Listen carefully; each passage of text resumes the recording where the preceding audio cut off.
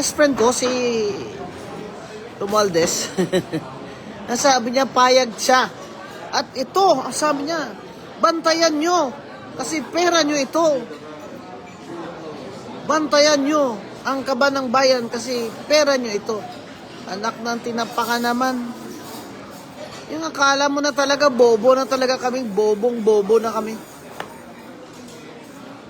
Ikaw na nga dyan binabantayan namin tapos babantayan pa namin yung bike. Ikaw pa magsabi na bantayan namin yung bike dahil pera namin yan. Ikaw na nga binabantayan namin eh. Kasi baka ubusin nyo dyan eh. Nahabla-habla na nga yung Nahabla-habla na nga sa Supreme Court to declare the General Appropriations Act unconstitutional eh. Dahil sa paggagawa nyo eh. Tapos ngayon ikaw pa may gana magsabi na bantayan namin ang BICAM dahil pera namin to. Ano pang babantayan namin? Naubos mo na sa akap, napamigay mo na. Bago pa mag-eleksyon, napamigay na ang akap. Ano pang babantayan namin dyan? Itong next, ito sa lang, suggestion natin sa kanya. Maniniwala po kami sa inyo, sir, kung kayo mismo, susuot kayo ng body camera. Saka lahat ng taga-BICAM, upo sa bicameral conference committee, naka-live stream. Pero mismo ang speaker, tsaka yung chair ng Appropriations Act, magsuot po ng body camera. Para sure kami kung sino kinakausap niya.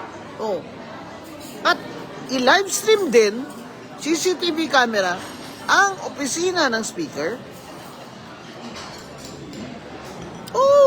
Para sigurado talaga kami na walang daya. Yun.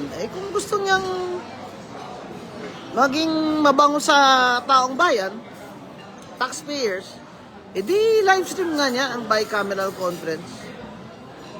Lahat ng steps, pero i-live stream niya rin ang opisina ng speaker. Yun, di ba? Bantayan daw natin ang ating pera. Hindi. Siya ang bantayan natin.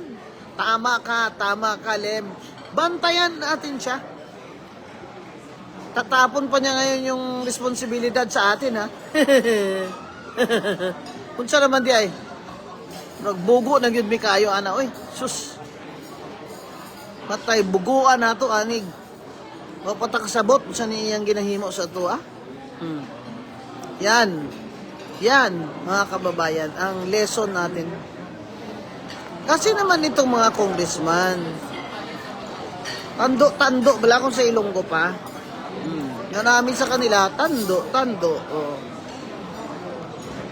Wala sila doon kasi may akap din sila. Hindi ba naman kayo mahiya kayo sa tao? Mahiya kayo sa mga taxpayers? Alam ko, gusto ko, yung ginagawa ni Ping Lacson, wala na lang pork barrel yung mga congressman. Ako, attorney, paano yan? Paano? Gusto ko nga, i-donate nila yung mga part of their salary sa kawang-gawa eh. Donate nila. Para sigurado tayo na yung mga gustong tumakbo ay wala na silang, kung ang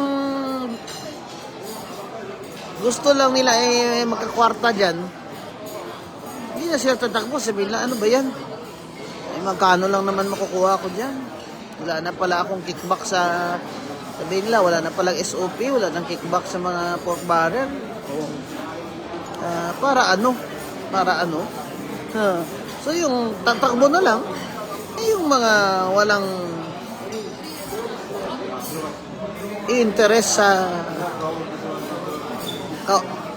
maging pagnanakaw sa at mga kickback. Pwede naman yun eh. Saan ang dog food ko daw?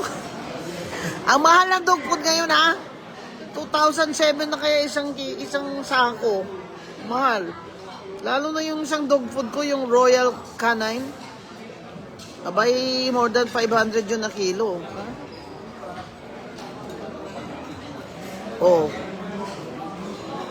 Resolution 10, yun ang kanilang pork barrel. regards daw, di kuan. Unsa man na siya. Na-miss daw na, niya ako. Yung yung tayo daw ng mga taga Mindanao ay tayo daw na taga Sub-Saharan Africa. Tsura naman naman. Yung tsura naman ng ito. Panggap mayaman ka dyan eh. Amoy na amoy ka na namin, Mi.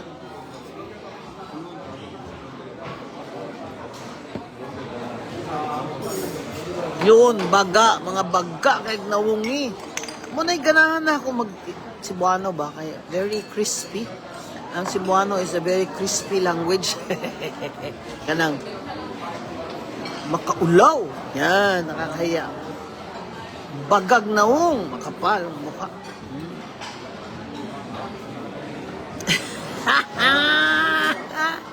Dapat daw ipadala sa ibang planeta. Wow, watching from Canada. Hi, Josie. Hi, Josie. At watching from North Caloocan. Matay ka. Muna mag-North America. Yan. Ano ba? Attorney, Ilongga po kayo. Ilonggo kayo kaday. Oo, Ilonggo ko yung tao ko sa Negros, Cadiz. Pero, Cebuana po kung dako. Kay Siliman man ko nag-high school. Yan, ako mga amiga, mga Bisaya. Yan. Sobra pa sa baga, attorney, oh. Itaw dong. Bagaan lang na wong, eh. Balo na biyatan ng tao nga, pagkasinghot-singhot sila. Nya, di pag yun, nila, akuon, di pag yun, ayaw umamin, eh. Tsaka, bakit ang baba nung yuko-yuko niya doon nung sinusunog yung shabu? Baba ng baw niya, parang hapon, ah. Kasi inaamoy niya yung yung usok ba? Sayang eh. Yung cocaine po, hindi po yan sinusunog. Sinisinghot. Huwag kayong mag-alala. Dapat naman may panahon. Yung iba dyan, gusto mag-presidente. Kaya ngayon, pag good luck siya. Pag good boy siya. Uy,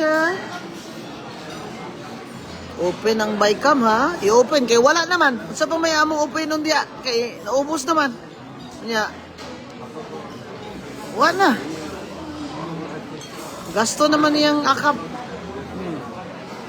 Oh, Alberta. Taga-Alberta, Canada. Katok, kaayo na siya. Katok lagi. Udagan lagi og presidente. That's why. So, you watch out. Kantayan nato ni siya. Kay 3 years. In 3 years, ano pa kaya mga kababalaghan dyan ang gagawin niya sa pera ng taong bayan? Alam mo, talaga ayaw ko dyan. Yung treating us as if stupid na takaayo ba? This guy must think we're really stupid. Saka, he is all powerful. Parang feeling niya, Diyos na siya ba? Yung may hangganan naman lahat eh. May hangganan naman lahat. Hindi naman lahat ng panahon may kapangyarihan ka. Halos wala nang lalaban. Paano naman lalaban? Pinapa-disqualify nila.